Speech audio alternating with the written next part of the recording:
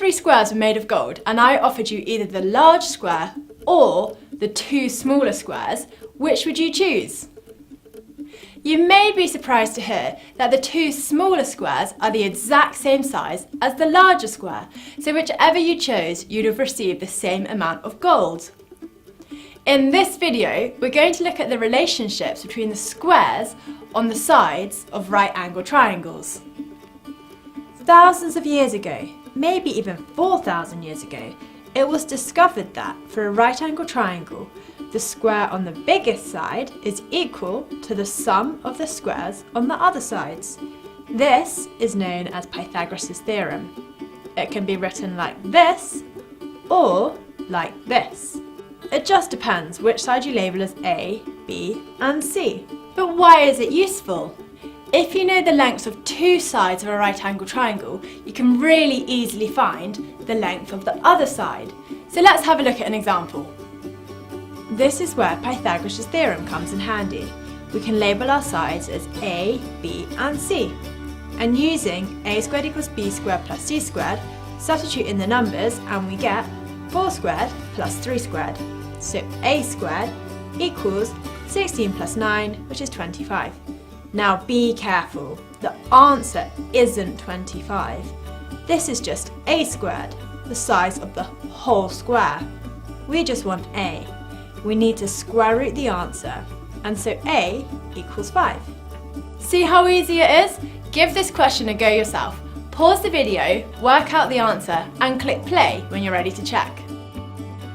Did you get it right? You should have got 24.5 centimetres. If you did get it right and you want to skip the explanation, click here. Otherwise, let's go through it together. Start by labelling the longest side as A, and then B and C are the short sides. And using Pythagoras' theorem, a squared equals 5 squared plus 24 squared, and we get a squared equals 601. Remembering to square root, so square root 601 and we get a equals 24.5 centimetres. One more question for you to do. It's just a little bit different because this time we're looking for a short side, not a long side. So we just need to rearrange Pythagoras. Pause the video, work it out and click play when you're ready to check. Did you get it right? You should have got 3 kilometres. If you got it right and want to skip the explanation, click here. Otherwise, let's go through the working together. Start by labelling the longest side as A, and then B and C are the short side. So in this example, we already know the longest length, so we'll just use a rearranged version of Pythagoras' theorem. The biggest square take away a smaller square will give you the other smaller square. Substituting in our numbers, 3.5 squared take away 1.8 squared equals c squared. So c squared is 9.01. And square rooting that, we get c equals 3 kilometres.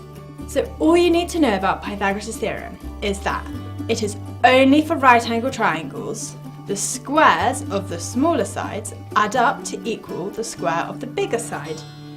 And if you know the length of the bigger side, you square it and take away the square of the smaller side.